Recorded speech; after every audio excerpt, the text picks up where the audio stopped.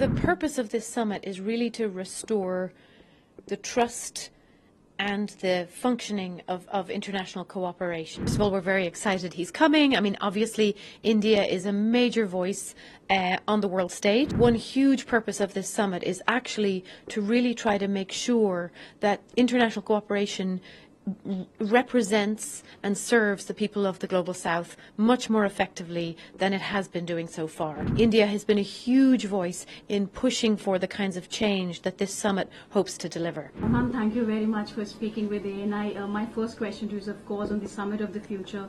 If you can give us an overview and the agenda of the summit and what does it focuses on? Sure. So the purpose of this summit is really to restore the trust and the functioning of international cooperation. So we're looking at how we work together at the global level to deliver on all the promises that we've already made, all the goals that we've already set for ourselves, but also we're looking at all of the challenges and risks and opportunities that are coming in the future and trying to make sure that the United Nations and the other major organizations of international cooperation are ready for those challenges, but also ready to harness all those opportunities for the sake of all of humanity and not just the few.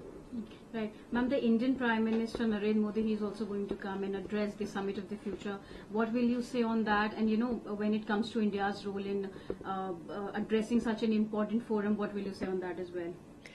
Well, first of all, we're very excited he's coming. I mean, obviously, India is a major voice on the world stage, a major voice of the Global South.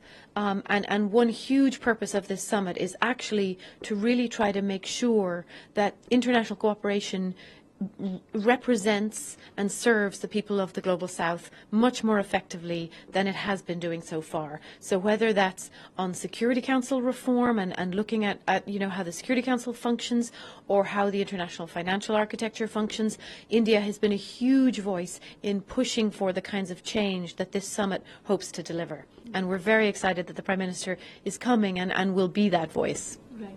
Ma'am, we are at a time when there are two ongoing conflicts, whether it's Russia, Ukraine or Israel, Gaza, and India has always called for peace and diplomacy.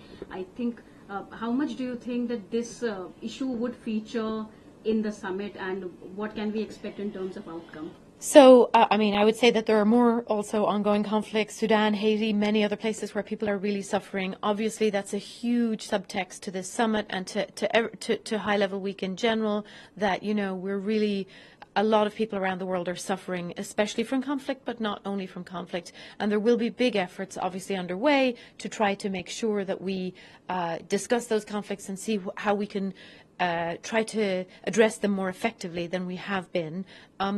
The summit doesn't exactly focus on any specific conflict, because what the focus of the summit is to try to look at how we work together at the global level. Obviously, the fact that we're not doing a very good job at preventing conflicts or solving them or dealing with their consequences is a huge reason for having this summit, because we're looking at the Security Council, we're looking at peace operations, you know, in which India has been, you know, always a major player. We're looking at all of the toolbox and the ways that we work together, and we're saying, are they fit for the ways in which conflict has changed, the way in which conflict is going to continue to change in the future?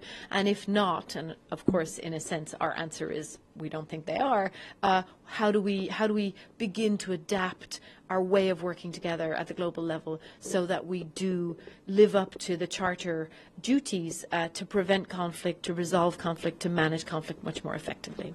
Ma'am, last question. India is also one of the biggest contributors when it comes to UN peacekeeping missions. What will you say on that?